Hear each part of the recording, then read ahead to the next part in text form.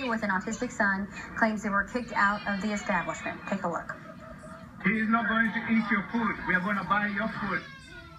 And that video was posted by a dad staying in the Dells with his family for a dance competition. And you see the mom, Jennifer Beavers, as the two argue with the owner of Marley's restaurant after they tried bringing in McDonald's fries for their autistic son, who will not eat anything else. Now, that video has had more than 100,000 views. The family claims they were turned away, but the restaurant says that is not the whole story. And Leah Lynchide is back from Wisconsin Dells to explain. Leah? Yeah, Eric and Michelle, there are two sides to this story, and there's also a federal law that offers at least a little bit of insight. It's called the Americans with Disabilities Act, and it says establishments have to make reasonable changes to their service or protocol to better accommodate guests with disabilities. But that's what Marley's owners insist they did, calling the whole thing a misunderstanding. 10-year-old Silas is a big fan of French fries. McDonald's French fries are the only thing that you're guaranteed. In fact, that's about all he's a fan of. He has autism, severe autism. Silas refuses to eat anything else and has to get most of his nutrients through a feeding tube. So when the family went for food at Marley's bar in the Dells, they brought along a bag of those McD's fries for Silas. Next thing I know, this woman presents to us and says that we can't bring the French fries in. She said she had a special needs child, and I said it's still our policy. Is there anything I could do to accommodate you? He wanted French fries. We have French fries. Soon after, this happened.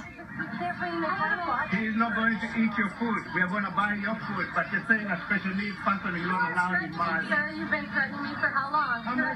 It's always been our policy that you can't allow outside food from other restaurants into your business. That's in compliance with the Wisconsin and federal laws. Marley's owners admit they wouldn't allow the outside food in their restaurant, but they say they only asked the family to leave after Silas's dad acted out and threatened to videotape them. This is pretty upsetting for both of us. The federal Americans with Disabilities Act comes into play in these situations. It requires restaurants to make, quote, reasonable accommodations for customers with disabilities. Again, it would have to be an undue burden upon them or substantially alter the nature of their business to allow someone to bring their food in. We have people that come in here all the time with disabilities, and we welcome them. And we welcome them. And we'll do anything to accommodate them. It's just not who we are.